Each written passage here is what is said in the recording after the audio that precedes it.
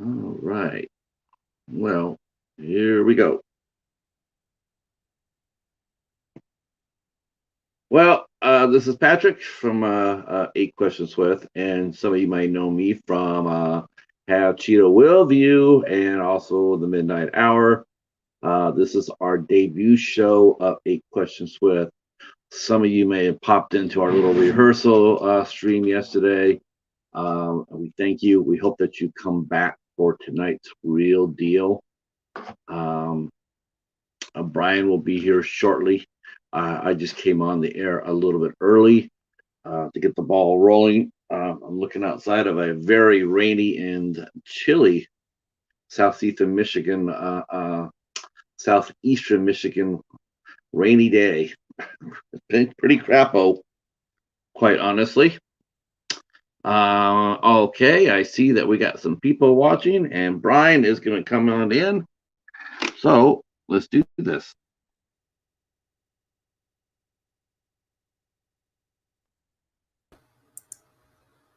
Hello. Hello. How are you doing? Good, good. You should That's be good. You should be on. Yep. There you are. All right, so we're doing it for real this time. Yep. Yesterday was this dress rehearsal. It was our training camp, so to speak. Except that I did not get out like I had hoped for, but that was my fault. I need to get a tripod. I found one over at Target. It looks to be like what I'm looking for. Maybe like $45. It'll hold my phone and give me a little bit better lighting, and even have some better microphone. So we'll see how that goes. I'm gonna go ahead and send this out, letting people know that we are. Oh, okay. Yeah, looks like some people are not gonna be able to make it. I sent a wide net out to see if anybody would show up. Oh, we got Waffles is here. Okay. Michael, hello. You met Michael yesterday. Yep. And Michael will be out there showing off our show. So that'll be good. I'm going to go ahead and shoot this out a couple of on my Facebook. And people know that we are live and they can come over and say hi. Yeah, most of my interaction comes from my Inner Circle blog group. That's where most of my action comes from. So I will post this up there, and hopefully we get a few people to roll in. We did pretty good yesterday. Oh wow! All right, there we go. I'm gonna go ahead and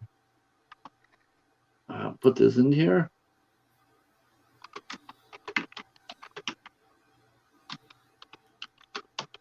Oh, wait a minute. Let me put this. See how that goes.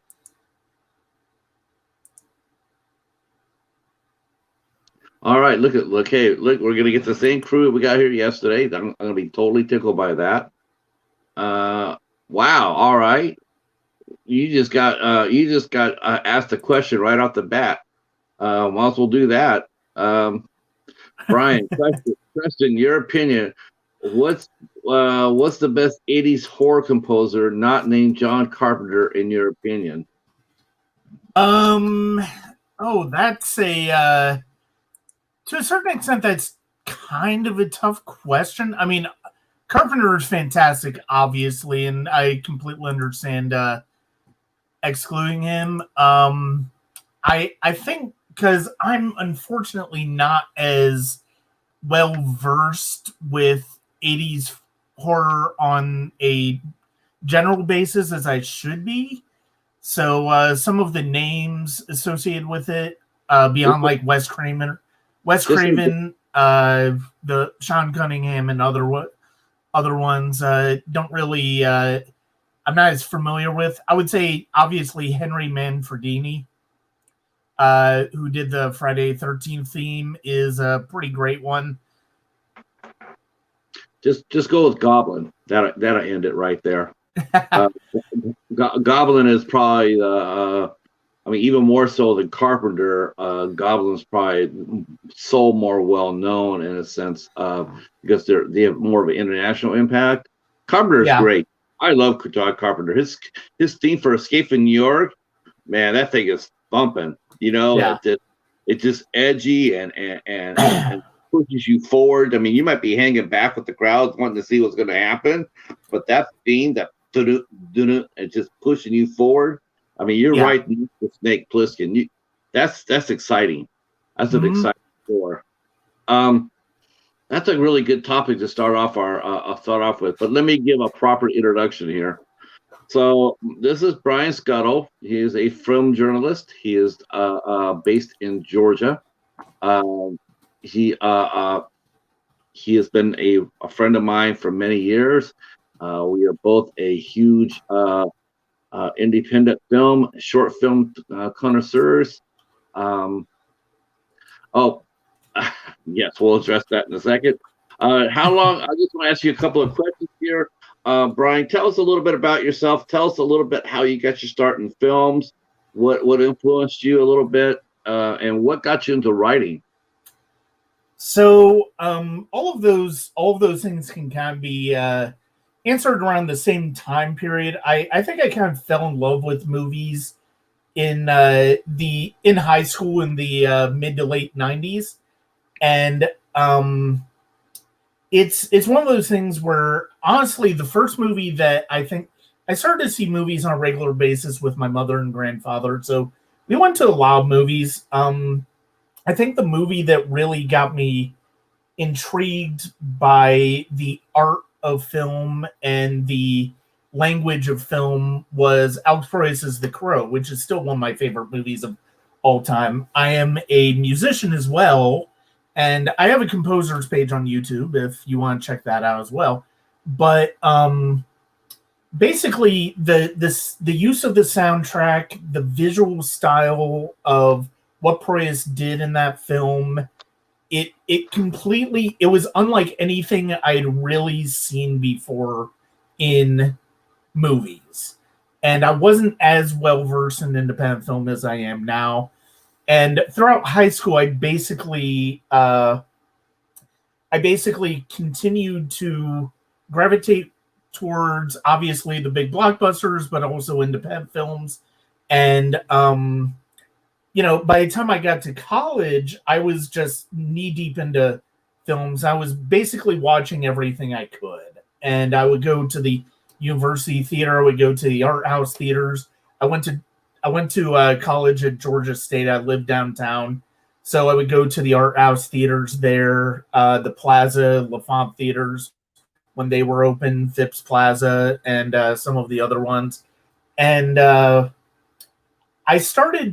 actually, in one of my English courses, we got to choose subjects and I started writing about movies. And that's kind of how I started to get inspired to write about movies. Although also the Atlanta Journal Constitution had like a "You Be the Critic" thing that you could write in on. And I wrote in constantly for that and started to get some published. So by the time I was done with college, I had basically started writing longer form reviews and even started a mailing email list, and which I still do, and it's basically just a monthly thing where I send out links for my reviews for the past month and all of that stuff. Um, in 2003, 2004, I started Sonic Cinema, which was an idea to not only contribute to which was not only to continue my work writing film reviews, but also to um, house my music and to showcase my music, because one of the things I really wanted to do at the time was film music and film composition. And it went online officially 2004, and it has continued to grow over the past 17 years or so. And it's primarily for film reviews and the podcast, which I post all of the episodes there. There are also some fan commentaries that some friends of mine and I have done over the years on Sonic Cinema, and it's just been a labor of love. And I basically have reviewed any type of movie and almost every type of movie to a certain extent. And I've gotten to know a lot of filmmakers who've sent reviews of films for me to review, and that's sort of in an indirect way how I got to know Patrick, because of the fact that he and I have done that similarly, and we have some shared filmmakers in common with regards to that. And I've been a member of the Georgia Film Critics Association since late 2018. Over the past couple of years, I've started to cover film festivals and do more interviews with filmmakers from those film festivals.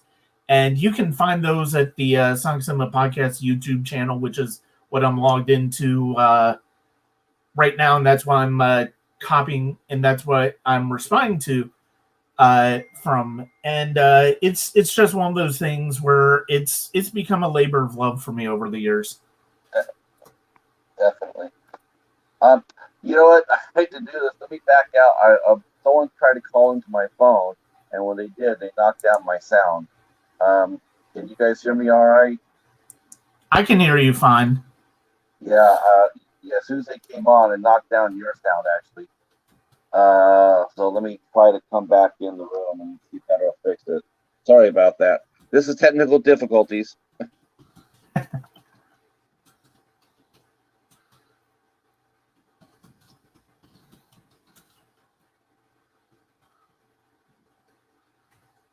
Okay.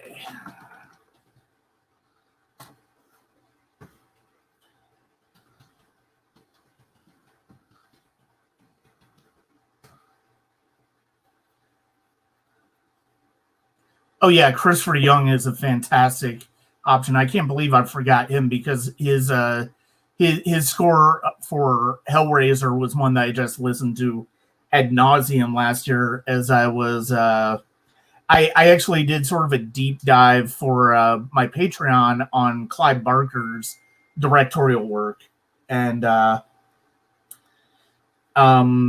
so it's I can't believe I forgot Christopher Young. I guess because of the fact that I associate him more with scores like Sinister and Drag Me to Hell and The Grudge, which obviously are not in the 80s. I don't know the Deathstalker score. Wendy Carlos is an excellent one. I adore the score for The Shining, and the score for Tron that she did is fantastic as well. Carlos is one of my favorite composers. Not just her film work, but also her electronic work as well. Switch on Bach, Tales from Heaven and Hell, and obviously Clockwork Orange as well. But Badalamenti, obviously I know him best for his work with David Lynch. But yeah, some of his he did a really terrific score for the American remake of Dark Water that I really enjoyed, and it's primarily his work with Lynch that connects with me the most. Are you talking about the Backwater, the remake they did of Del Toro's movie? No, wow, somebody actually had the audacity to remake a Del Toro movie. No, Dark Water was a J horror film, and back when The Grudge came out and they were The Ring and they were doing all these J horror remakes and Korean horror remakes, they did a remake of a J horror movie called Dark Water, at Jennifer Connelly in it, and it's got really good Badalamenti score. Yeah, I thought Del Toro had it, or maybe I'm thinking about The Orphanage. I know they did a remake of one of his movies with an American cast.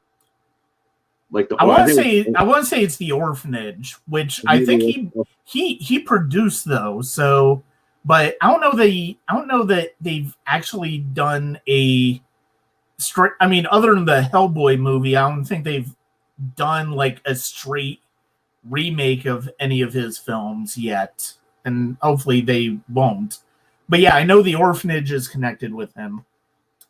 Well, that's a good segue for remaking because there's been a lot of talk about lately about remakes. Yeah.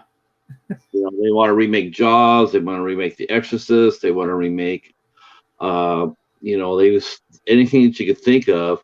American Werewolf in London. They're into a remake fever. Yeah. And what do you feel about that? I mean, I guess, how do you feel as a film lover? Would you want those movies to be remade or? Patrick Kawafo says he's got family, lives in Georgia and Woodstock. Is there a Woodstock in Georgia? Yep. And he is always there, except when he's in Jersey. Okay. So remakes. I mean, this is something the chat can jump in on too. Are we already seeing it already with Big Daddy J Justin mentioning it about Leave Them Alone. And I'm with you. You know what? I'm almost to the point where saying I'm not necessarily shutting the door on remakes as long as they do practical effects. If you do practical effects with me, I'll go with that. But do I want to see Jaws remade with CGI? No, I could turn on Sci-Fi Channel and get that with any one of the bad shark movies. Yeah. Same thing with American Werewolf in London.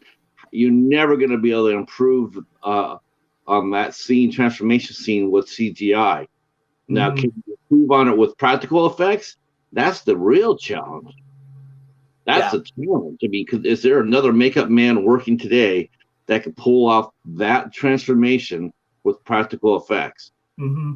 Yeah, it's almost to a point where practical effects is almost starting to become a lost art because in some cases, I mean, I do think we are seeing, to a certain extent, a reversion back to practical effects because especially if you watch some of the behind the scenes on some movies, and I think filmmakers like Del Toro are certainly not I think they're the type of people where like production design, actual production design, makeup effects, and costumes, and not an over reliance on CG unless the film dictates it.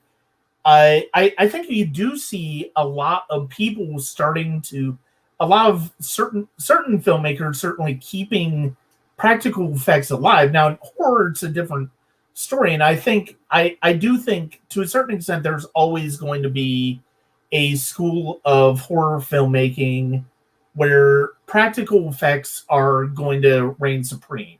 And I think when it comes to remakes, I mean, we've already got 3 mediocre to terrible sequels to Jaws. We don't need a remake of that, especially since everybody kind of agrees that the movie is better than the book. And with The Exorcist, I mean, I never saw the TV series, but I mean, I will say like the prequel of The Exorcist that came out in 2004. First, you had the theatrical film that came out, Exorcist: The Beginning, directed by Renny Harlin, and then Paul Schrader's original version of that same story in Dominion. I think those are actually interesting takes on the material and something that gives people an idea of how that type of story could work in modern times. But then again, you have something like the Omen remake that happened a few years later where it just falls completely flat because of the fact that you don't have that combination of Richard Donner, Gregory Peck, and a phenomenal Jerry Goldsmith score. I mean, there are some things in horror that are just you're not going to be able you're not going to be able to do them any justice by remaking them. But at the same time, you have a remake of Nosferatu by Werner Herzog that's just as evocative as the original. So I mean, with remakes and sequels and stuff, I think there's always room. There's always some room for creative ones, and especially if you can, you can successfully update the material. Somebody in the Patrick mentioned Candyman. I am curious to see what the Candyman movie that's coming out later this year is going to be like. And that's one where it's like I can sort of see that being a successful one, but we'll see. We'll see where it leads. I think with Candyman, I think I already have an idea where that's going to go, and I'm excited for it. I do think they're going to be passing the torch. I do believe that Tony Todd's Candyman character will be tossing down his powers to another Candyman at the end of the movie.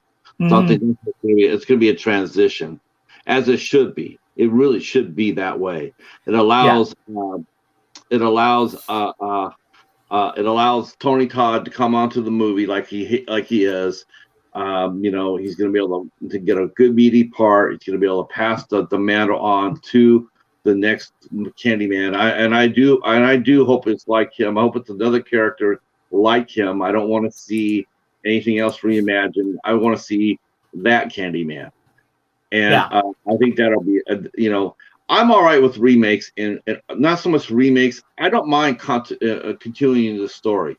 I think they need to continue the story.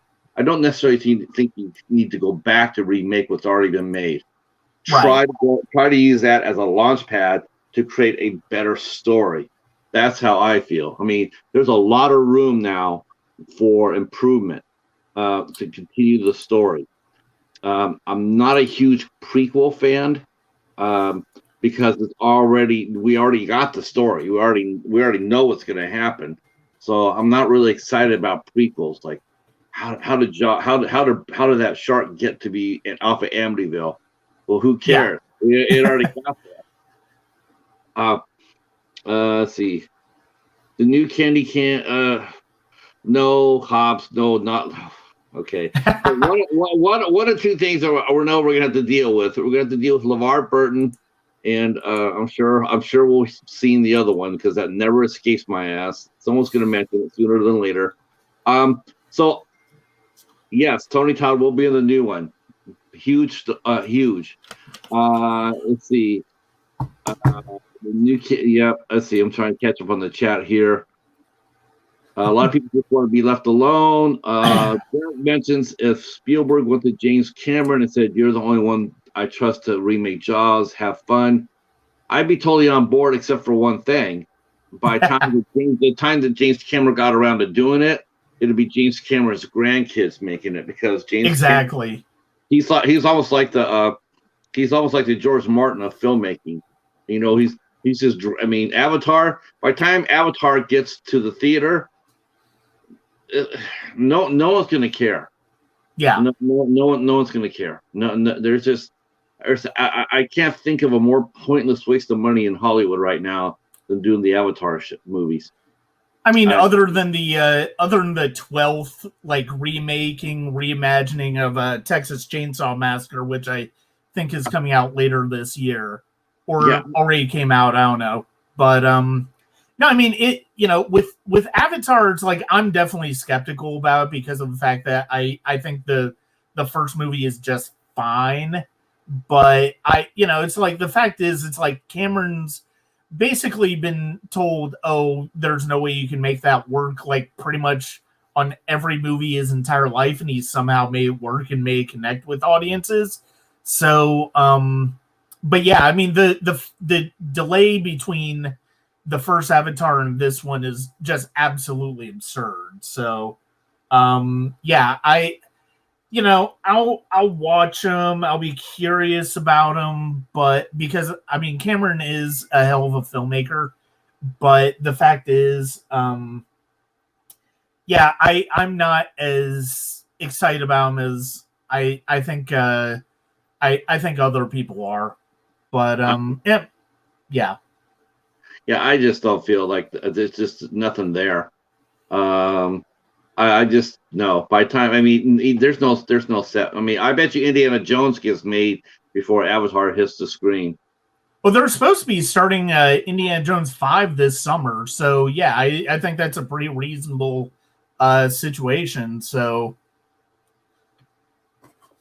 I mean, how do you feel? What I mean, now we're talking about big budget movies upcoming or whatnot. What do you think? You think the summer is going to be good for the theaters? Think they'll recover a little bit? I mean, A Quiet Place got off to a good jump. Yeah, made 50 million domestically. That's not bad.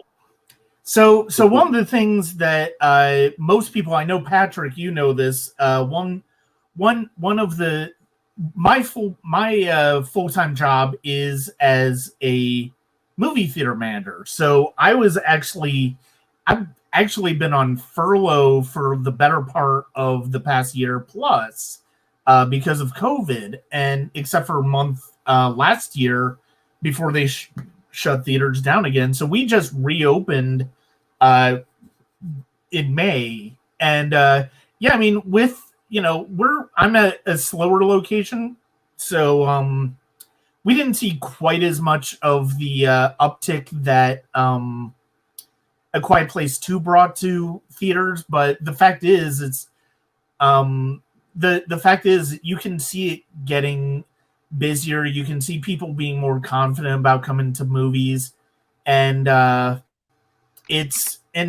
think this summer is going to be interesting to, especially in June. June, I think, is going to be kind of the bellwether as far as like how slow or how fast movie theaters get back to normal. Because this week you have Conjuring 3. Next week you have In the Heights, which is based on a Lin-Manuel Miranda musical. I don't remember what's coming out the 18th, but the 25th is Fast 9. And even though the reviews for Fast 9 haven't been great early on, I think that's going to be the movie that gets a lot of people back to theaters. It'll probably do fairly well. And then by July, you've got Black Widow, so you've got Marvel returning to the screen, and you have a bunch of other movies. But yeah, I mean, I do agree with who said that, they thought by December was going to Waffles. Yeah, I do agree that by December, and probably even quicker, probably like October, November, I can see theaters being back to the full potential of what theater releases look like now. We're talking about in the chat, Derek mentioning about the Avatar movies. It's not so much that we're crapping on the movies as saying they're going to be bad. It's just that the fact of the matter is that most sequels, unless you get to the screen within 2 to 3 years, the attention span of the movie public it dies out. There's been a lot of sequels that have come out and just crashed and burned because they took too long to get back to the big screen. A lot of people just aren't into it. They're not there. And that's the problem. And with Avatar, I mean, like we were talking right before we started the stream, and I didn't even realize this, but it's been 25 years since The Rock came out. I had no idea. That's a good movie. Not that it had a sequel or anything, but it came out. But I had no idea. It just just went on. And I think Avatar. I don't think it was that. What when Avatar came out? 2009. 2009, yeah. So you're looking at 12 years already since the last movie. Yeah. I just don't see it happening. I just don't see the same sort of response happening for a movie that takes 12 years, and that's even being generous because there's no set date of when it's coming. Yeah. But I just think that's just going to be too long, and I think it'll hurt the movie. And Patrick brought up the fact that it took over 2 decades for Psycho sequel to come out, and I do agree that Psycho 2 is actually a very good sequel. I do think kind of the difference there is that with Psycho, you always kind of thought until somebody actually did it that was going to be a one-off movie. With Avatar, you knew as soon as it became a juggernaut, it was going to have a sequel, and you knew that was going to be something that came down the pipe. And I think the first official release date was 2014 for Avatar 2. So I mean, I do think in this case, the further it gets away from the original, it's more and more of a financial gamble.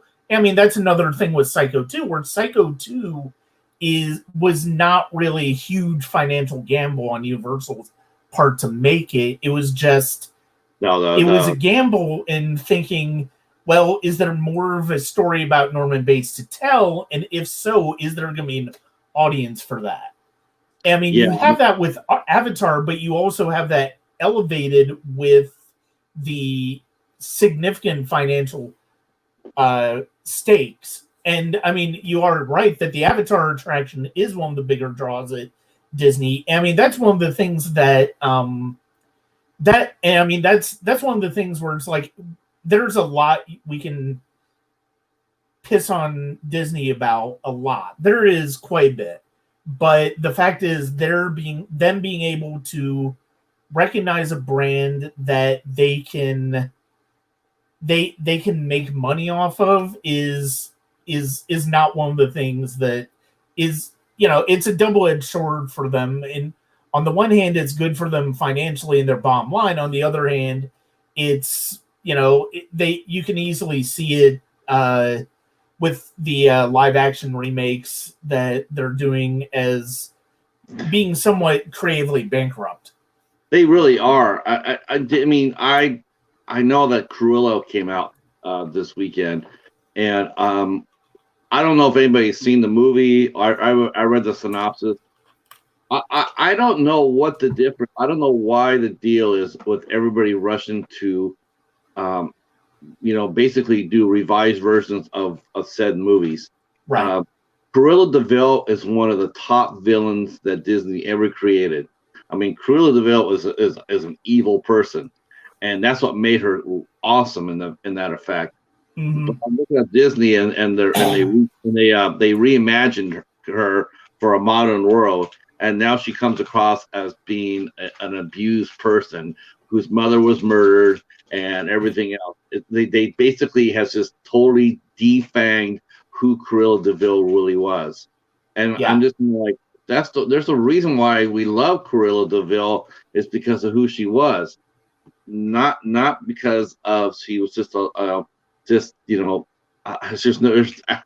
just like, what are you saying that we can't have villains now? I mean, everybody's got to be an anti-hero. Everybody's got to have a revised version of themselves. I mean, I've actually seen Cruella, and I understand I certainly understand the criticisms of giving villains backstories. I mean, I'm somebody who's very on the fence with what they did with Joker in the Joaquin Phoenix movie. I mean, overall, I think it's good, but I also think it has a lot of problems. With Cruella, I will say I was pleasantly surprised by how much the overall tone of the film and how much of the film could have been, I'm surprised how well they did with the tone of the movie. It's still, if you're not a fan of these movies, you're not going to be a fan of these movies. And it's funny because I watched the original 101 Dalmatians again this past Sunday, and I was surprised that Cruella de Vil really is not like, she's certainly an imposing character in it, but she's also not really as much into the movie as I necessarily thought. Honestly, the two strongest of these Disney remakes have been the Jungle Book that Jon Favreau did. I thought was great, and then the David Lowery Pete's Dragon. And the reason that one's so good is because of the fact that it completely reimagines the story in a completely different way. It's truly a reimagining of the material rather than a remake. And that's why it's so good compared to so many of the others, which is just, oh, we're going to do a live action version of the animated movie. I mean, do you think Disney, now that they have Avatar, do you think that's part of the problem? Do you think they went back to James Cameron? They wanted him to reimagine things a little bit for it? Well, I mean, the sequel was in place even before Fox. I mean, the sequel was going to be happening even before the Fox deal with Disney. So, I mean, I do think it's more of, I do think probably Disney is putting a bit more pressure on them to get them made in a hurry compared to, probably what he had at Fox. But at the same time, I mean, the sequels were happening regardless. They just happened to be happening under Disney's banner, not Fox's. Well, Darius mentioning about this entire conversation you can't stand. Well, it may be showing something that some people don't like, but it's actually part of what we're seeing on the screen. We are seeing stories and studios and directors. They're reshaping, in remakes. We're talking about remakes and reboots. Well, are they? They're just reimagining it to where what we used to like, what made them so good, is being whitewashed out of it. I mean, now we're seeing things that now we're seeing things that have nothing to do with the characters, or their backstories. I don't mind a backstory as long as it stays true to what we saw before. I mean, there's a reason Cruella was who she was, and she's not a nice person in the cartoon. No matter, even if she isn't the imposing figure, but she still is the villainess. Yeah, and she still has dark designs of what's going on. The new movie itself has totally taken that and twisted it. So now, whereas Cruella is a victim, and it's just like, well, but she wasn't. She was just mean. That's what. I mean, just go with it. And I'm very curious to see what they do with Avatar. Or will they come back? Now in the woke world, are they going to defang Cameron's vision of Avatar? Are we going to see a more watered down product than what we've already saw? Are we going to see a watered down product that's going to be marketed by Disney? Or are we going to get the same decent, good story we got in the first one? Because I love the first Avatar. Yeah, I really liked Avatar too. I mean, it's entertaining. Yeah, I mean, I was going to respond in the chat, but yeah, I mean, Cruella is very much how Joker was. I think Cruella is much more successful in what it's doing than Joker was, but overall, it's essentially the same kind of thing. My issues with Joker are not necessarily the same issues I have with Cruella. My main issues with Cruella is how they sort of make the obvious choices with regards to how to sort of spice up Cruella's backstory and origin story in a way that makes her actions and everything we know about her in 101 Dalmatians make sense. That's my main issue with it. But I mean, I really like the tone. I really like the production design. The performances by Emma Stone and Emma Thompson are fantastic.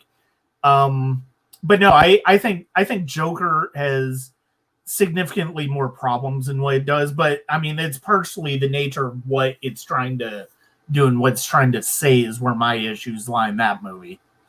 But as far as your question with regards to whether, because of the fact that it's under Disney now, Avatar will sort of be defanged. I mean, it was funny that you used a water analogy because of the fact that, I mean, I think the sequel is supposed to take place underwater, and that's part of why it's taken so long for Cameron to get going on, is to get the technology of how he's going to film that right. But I don't know. I have a hard time. I'm not quite sure. I would imagine Cameron is going to have a relatively long leash in terms of creativity on that. And I would think that I would think that that's going to be how, and I would imagine that's not going to change from Fox to Disney, especially considering that his vision. It's basically his entire story. But yeah, I'm very curious to see if some of the types of ideas we got in Avatar and have really gotten in Cameron films throughout his career are going to be the same. I mean, I don't think we're going to see like necessarily nudity or anything like that, such as it is on Pandora. But at the same time, I think I do think, he's probably got a pretty long leash as far as what he can do creatively speaking.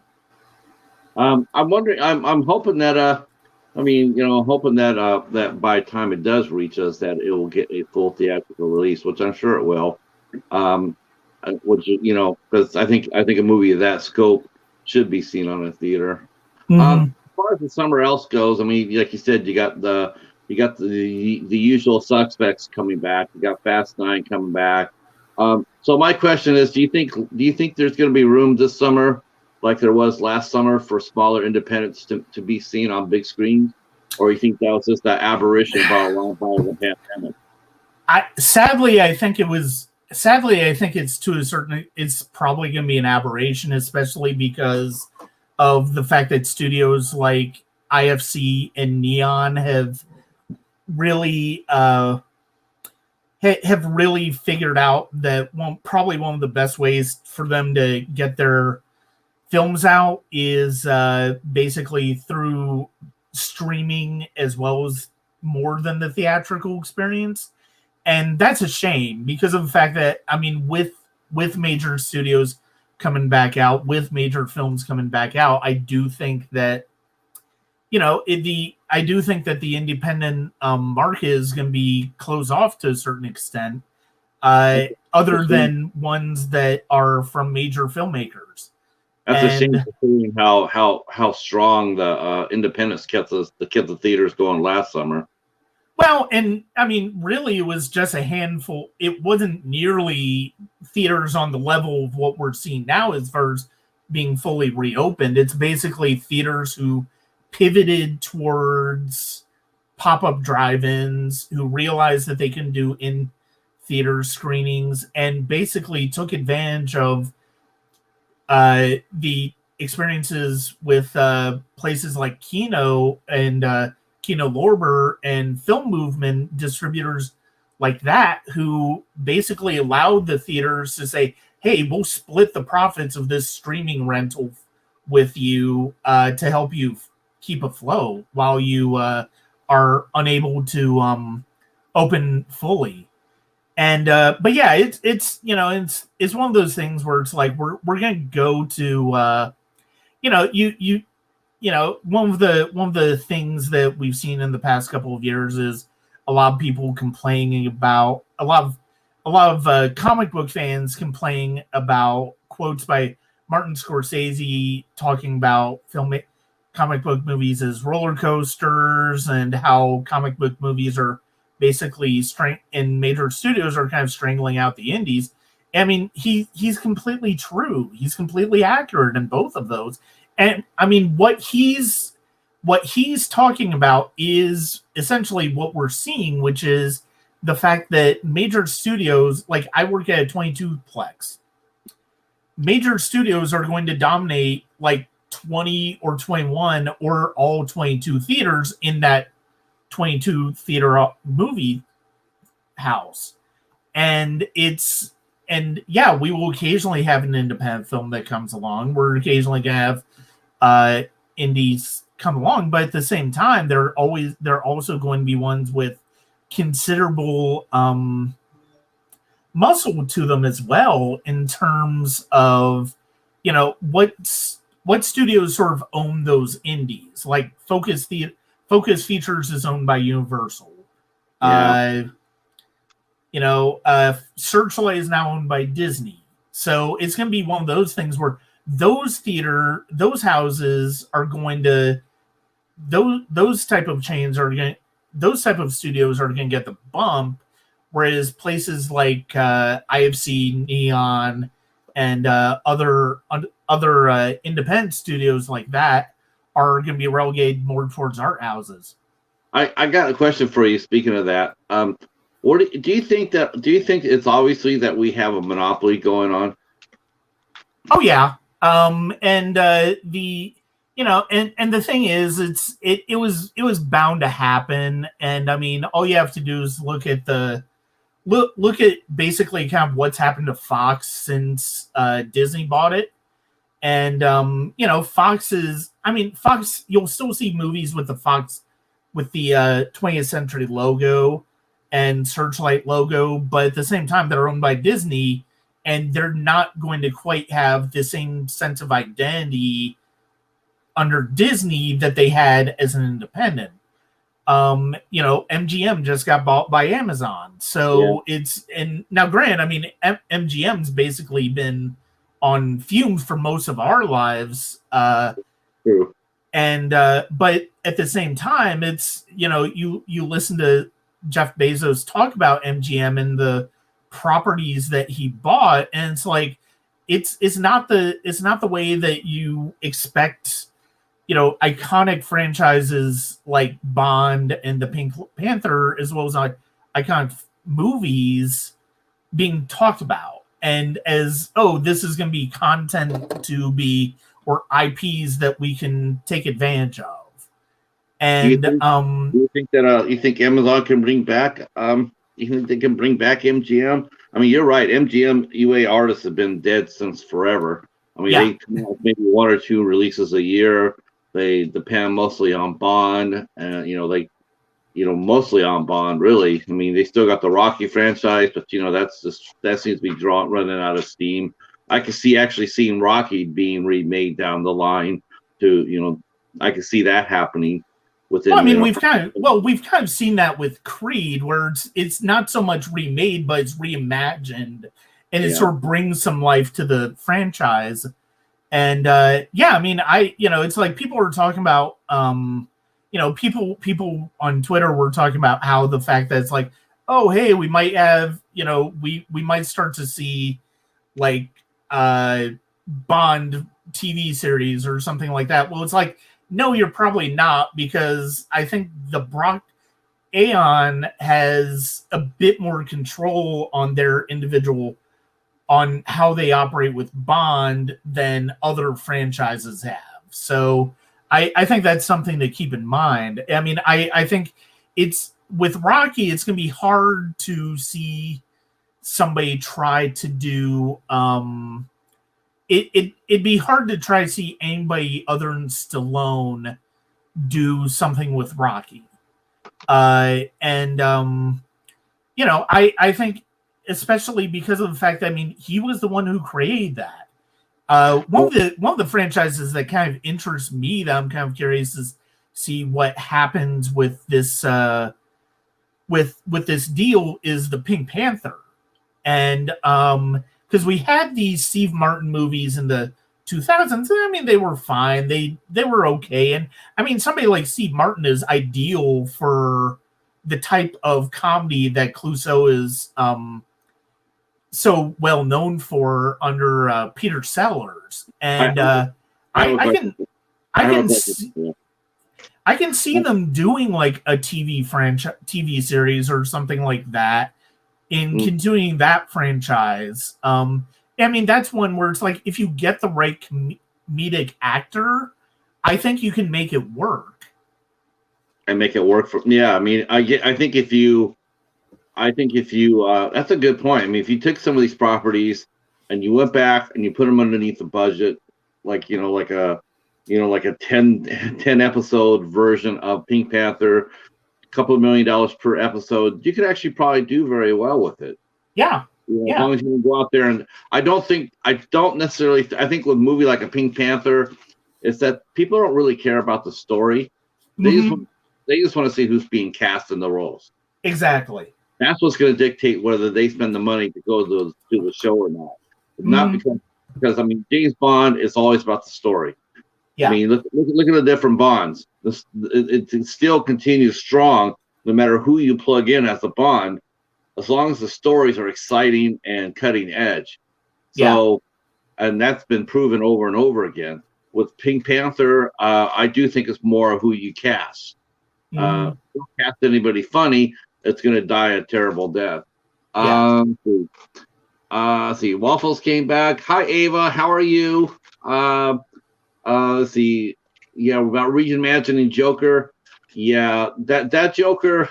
As speaking as a pure comic book fan, Joker is an Elseworld story. That's not in the Gotham City. That's not a Batman Joker at all. I mean, they want to sympathize and soften the Joker. No one's buying that. Yes, Roger Moore. That means I think they learned their lesson from that, Patrick. Stone for sure. I do think that they learned that there is a time limit for a Bond, and I do think I do think they're going to change over to go younger, and they're also going to make 007 a woman, which will be very intriguing because I mean, you know, and you know what, it can work. I mean, it can work. Yeah.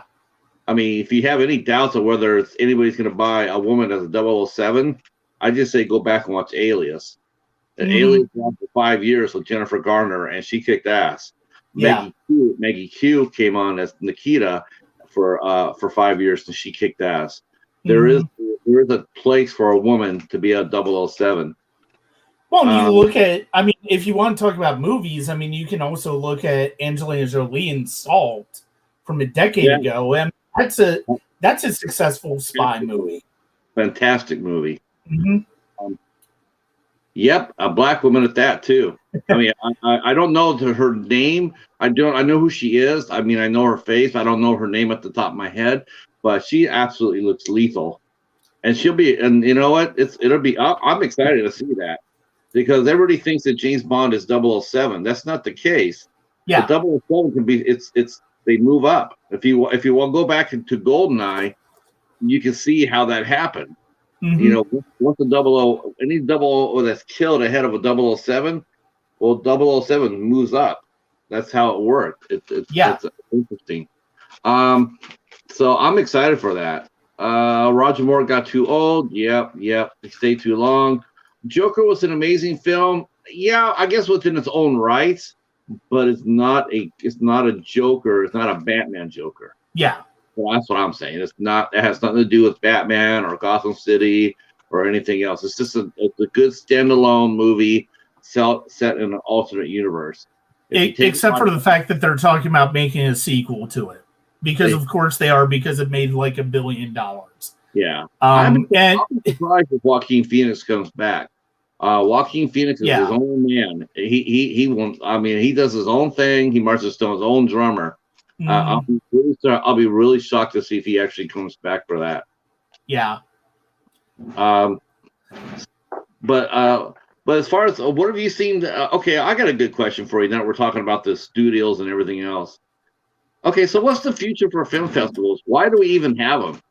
Since everything's so controlled by Disney, Paramount, Viacom, what's the point of having film festivals?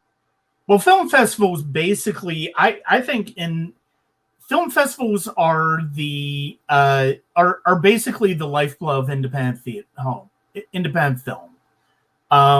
Film festivals are where you're going to be able to experience filmmakers that a lot of filmmakers you truly have never heard of, documentaries that are just coming out now. Some like Sundance and other film festivals, even Atlanta, have you'll occasionally have filmmakers that you've heard from, and films will overlap between festivals. But at the same time, film festivals are basically they basically rise and fall with independent film, and they are basically kept alive from independent film because, yeah, a studio may, or a known studio may show a movie at a festival to sort of kick off its theatrical run. And we certainly saw that Sundance this past year with Judas and the Black Messiah had its audience premiere at Sundance ahead of its theatrical release, and that's basically was the unofficial start of its Oscar run. And yeah, that's how some movies get bought. You look at Sundance, you look at Toronto, those are the big ones. One of the things I love about the Atlanta Film Festival is the fact that it's like you do see films and you see short films where you are not familiar with the filmmaker. You're not necessarily familiar with, and they've got great selections of, they're curated. Some film festivals, I've been very fortunate, have been curated very well. Like the Atlanta Film Festival has always been curated pretty well when it comes to a combination of films that you might have heard from or from studios that you've heard from versus independent films who are just starting to make their festival run and ahead. And that's the big thing about film festivals, and they're profitable. I mean, people go to film festivals. And it's been interesting to see how film festivals have kind of pivoted towards online and some streaming options as opposed to it, especially with theatrical options not necessarily available to them. I think film festival streaming, that actually makes a lot of sense because, I mean, think about it now. We were talking about this earlier. So let's say that you go to a film festival and you happen to see a Neon or A24 or or a Well Go USA or something like that.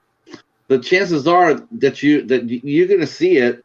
You're going to see it. That's the only place you're actually going to see it on a big screen. Exactly. You're not going to see it anywhere else. I mean, so you got 3,000 people that roll up to a film festival or 10,000 people or whatnot, and that's the only chance they're going to get to see that film. If they don't see it there, chances are they will never heard of it. I mean, how many times have you heard where people say, "I didn't even know that movie came out"? They play festivals, but they never get a big screen shot. Yeah.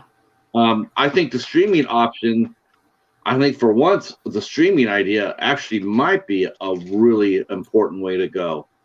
Well, and I mean, that's one of the things that film festivals have wrestled with. And it's like, I think that now that the cat's been out of the bag as far as streaming, it's going to be harder for some of the film festivals to justify getting rid of it. I mean, especially, I don't think you're ever going to see a Sundance again, as much as they want to try to, that won't have some streaming component into it. I don't think that Toronto or the New York Film Festival are going to be able to get rid of streaming because of how accessible it makes it for people outside of where that festival takes place. Now, there are issues that some studios, some production companies will not necessarily allow a streaming option, and it's because of concerns of piracy, and it's also because of the fact that there are also some filmmakers who they want the theatrical experience. Like the opening night film of the Atlanta Film Festival this year, which was a documentary called Socks on Fire. They waited specifically for the Atlanta Film Festival, and they waited specifically until they could have people in the theaters again. And it's one of those things where, and that's one of the things that filmmakers and film programmers at the festival have told me, where it's like, the main thing that's missing that you can't really replicate in a streaming film festival is the buzz after a film has been shown and the immediate audience reaction. It's not the same thing as going on Twitter and posting about it. and Sundance tried it with like their virtual waiting room, and it wasn't really that interesting. It wasn't that great to do that because of the fact that the conversation went by so quickly. If you're trying to respond to somebody in that conversation, you're already like 50, 100 messages behind. The one thing I will say, the Fantasia Fest, which I covered last year in August, it's out of Montreal. They did an all virtual festival, and what they did was they set up a Discord channel for people who were attending the film festival, whether it was press, whether it was audiences, and they basically set up to where like each movie had its own sub channel, and press had their own channel, audiences had their own channel, and you could talk spoilers, you could have that immediate reaction even as the movie's going on, which is certainly problematic, but at the same time, they allowed for that interaction in a way that just watching movies in my office at Sundance this year just didn't have. So you think the festivals are going to try to make it more immersive for the average viewer? Yeah. To attend the festival. Well, I mean, that's just what theaters are doing. It's no different from what theaters are doing, with their bigger seats and the tremendous sound systems, the serving food and alcohol at your seat. I will say one thing about the theaters. I do think that we'll see. I still think we'll see a renaissance for. I still think that we're going to see drive-in theaters do well this summer. Yeah, I do think that we opened. There's one. They're actually building a new one in Michigan. I don't know how many else across the country, but actually rebuilding a drive-in theater, that's just exciting to me. That's a lot of fun. Yeah. I'm hoping that the Plaza in downtown Atlanta, I'm hoping they continue with their pop-up drive-in, which they still continue to do, even though because their indoor theater has been open back up since September. And I hope that once they feel comfortable going back to full capacity, that they continue with the pop-up drive-in, because that's been a lot of fun and was one of the things I loved about the Atlanta Film Festival last year and this year, having the drive-in theater. It was just something different to be able to go to for screenings. And no, I agree with you. I hope that we do. It's great to hear that a drive-in theater is being bought or built up again, and it's something I definitely hope continues to. I think it's something I definitely hope that we continue to see people do. Patrick mentions mosquitoes. Yeah, that would be part of the fun, though, Stone. But Wi-Fi now it'll just be Wi-Fi sound. You won't have to open your car windows for nothing, or for speakers or anything. It'll just be all Wi-Fi. But having mosquitoes, that was part of the fun, Yeah, and I know. The drive-ins that I've been at, they basically set to a specific radio station, and you just set to that radio station. So yeah. But I remember going when I was a teenager. I went and saw a triple header of Italian horror master Fucci. I saw Zombie, The Beyond, and Gates of Hell. We battled mosquitoes because we had the old time speakers. Yeah, but that was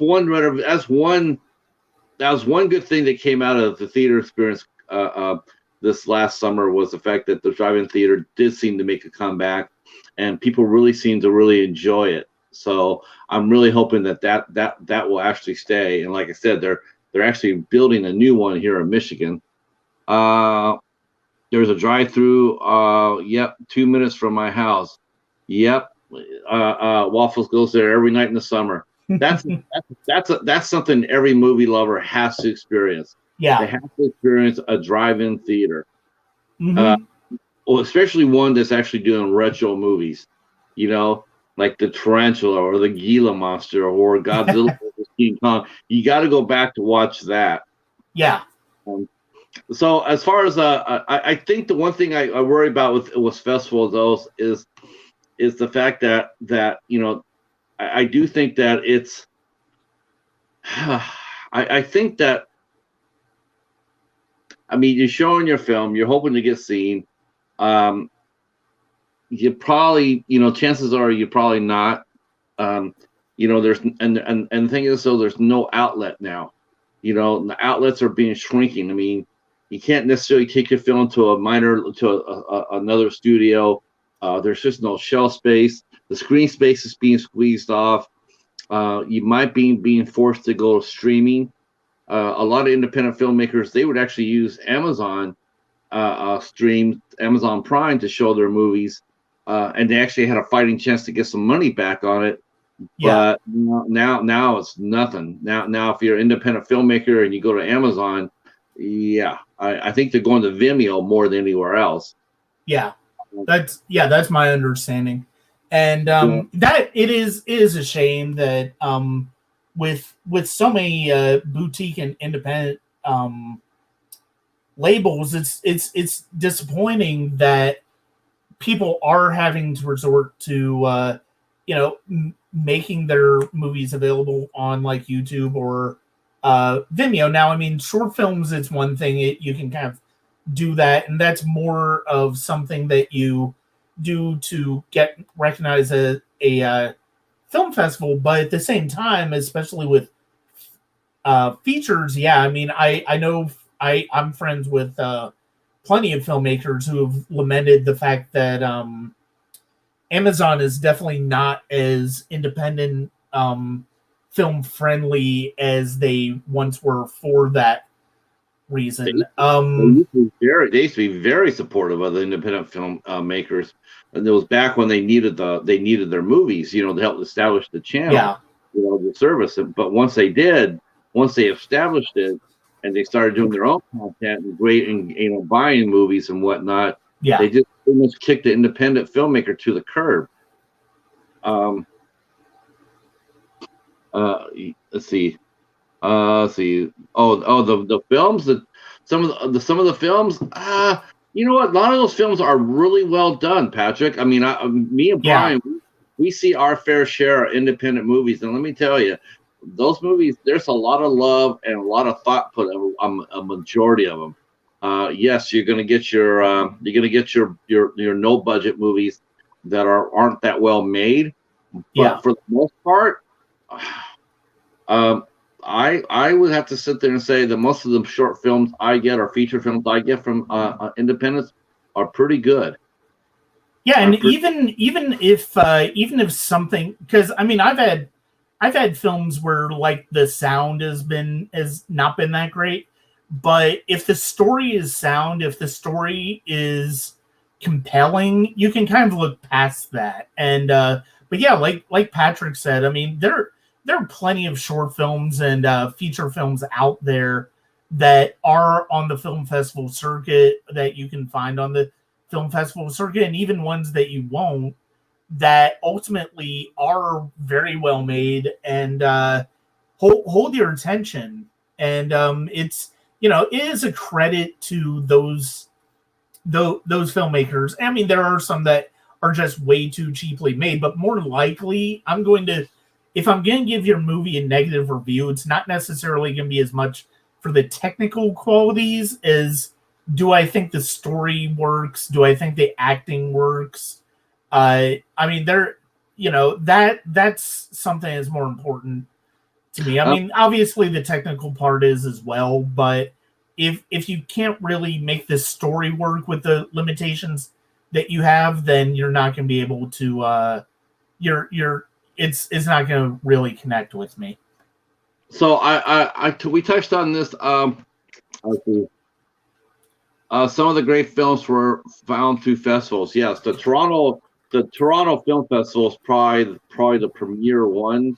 As far as I know, I mean, they seem to have even more than Sundance, as far as I'm concerned.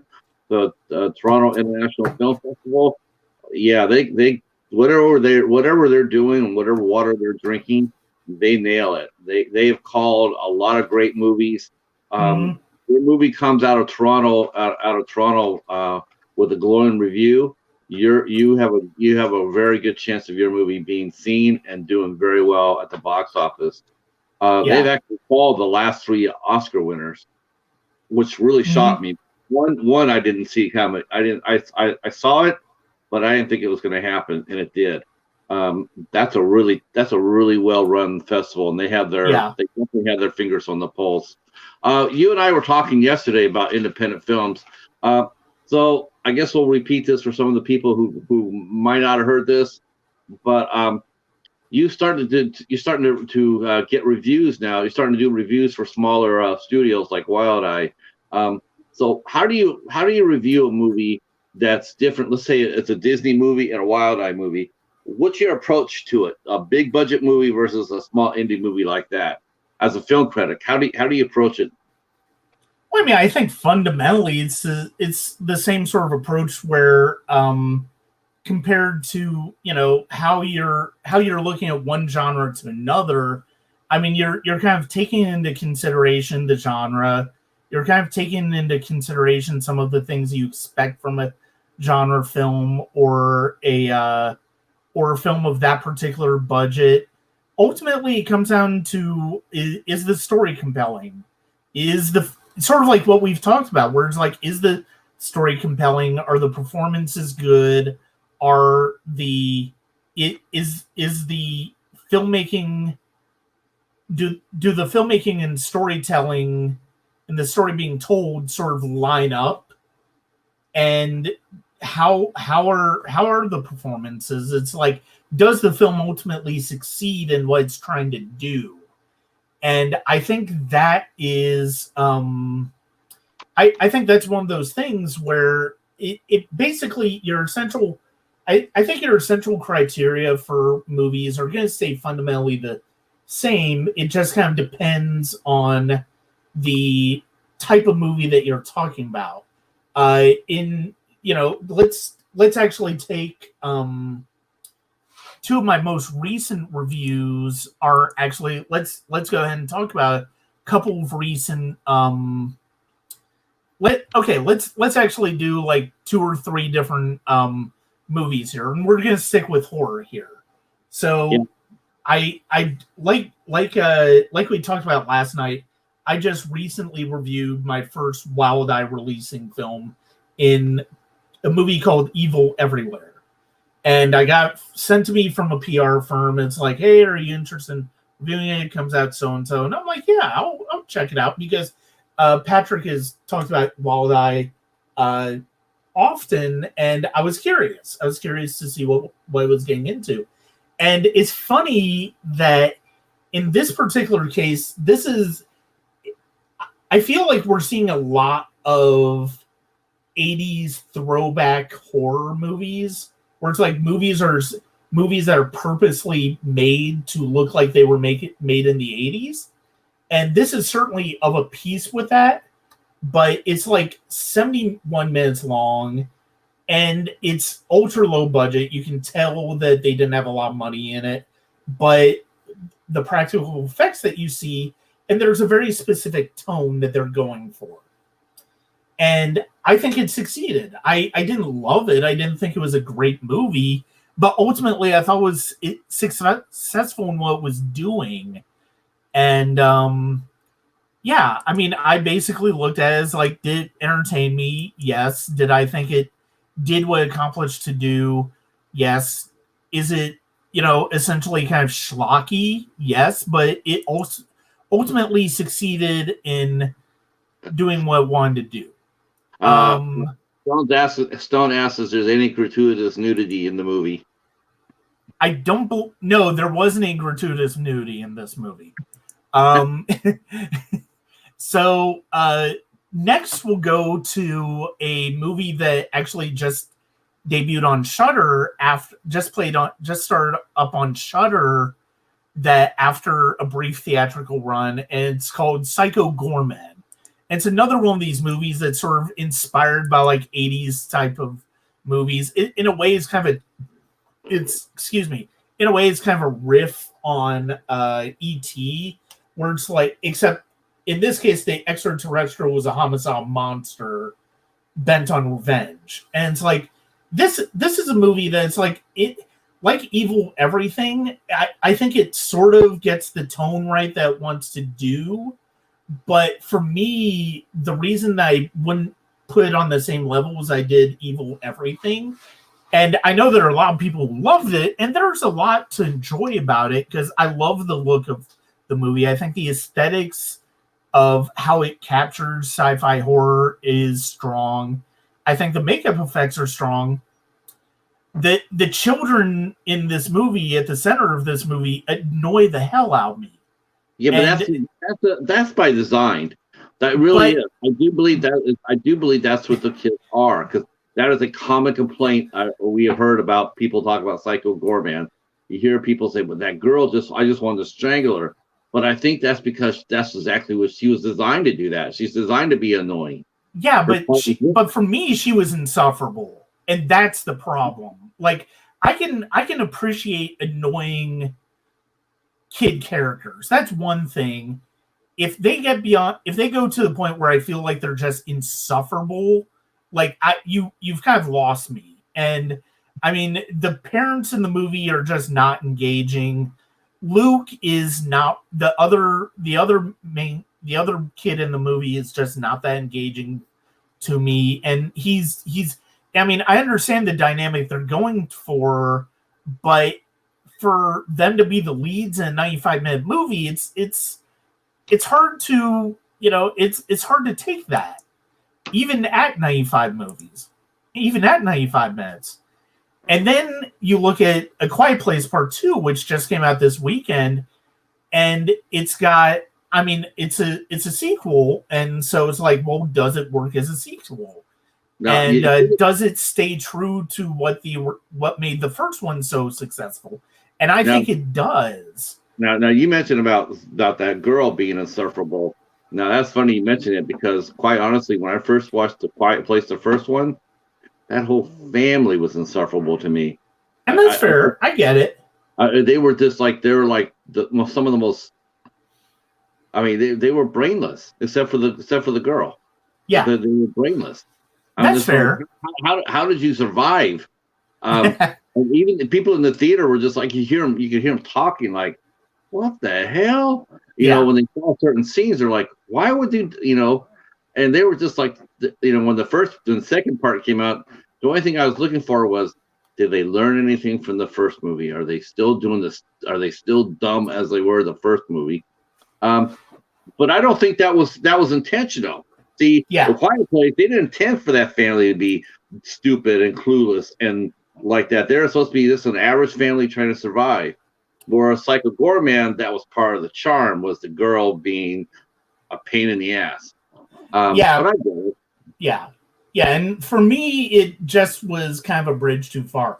Now, I mean, I know you're an IFC Midnight fan, and they had one that came out earlier this month called the Djinn, which is another one that very much takes its cues from like 80s horror. And it's funny, like the Djinn, Psycho Gorman, and Evil Everywhere basically coming out the same month. It's like, oh wow, this is essentially the same. People are really like doing this type of thing. And, in a way, it does kind of, there is a comparison between the Djinn and A Quiet Place because of the main kid character being unable to speak. But I think it's really successful, and it makes the film so much more suspenseful, because otherwise, like, this kid could basically just yell for help and like and the movie would sort of take care of itself after like 30 minutes. But the way that movie is pulled off is just a really strong example of taking that, and Evil Everywhere especially are examples of taking the things that inspired you and making it successful. Yeah, I'm looking forward to yeah. I've heard about that release of the Djinn. It looks amazing to me. Yeah, it's really good. It's really good.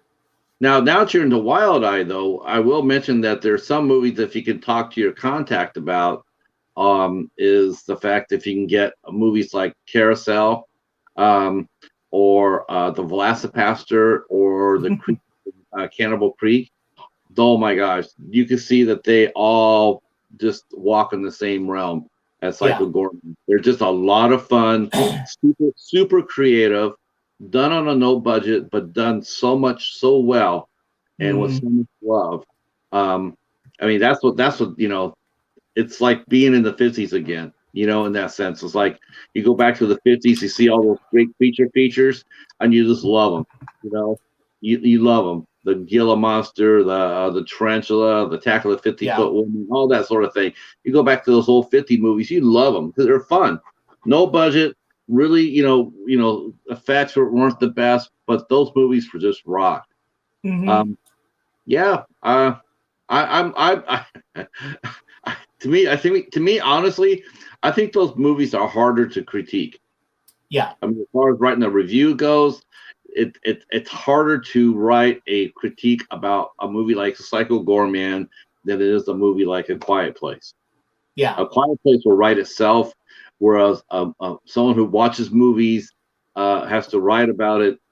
A movie like Psycho Gorman is going to take some effort to reach the audience that you're writing for. Yeah, that's fun though. That's as a writer or a reviewer, that's part of the game to be able to reach that audience. All right, so we got a few minutes left. I just want to know what are your top 10 movies that you've seen so far this year? We're pretty much at the midpoint of the year. Real quick, I mean, what 10 movies have you seen that's just really outstanding, and then maybe like one or two that you think were stinkers? Okay, well, I'll go ahead and go with the stinkers first because that's kind of the easier one to do.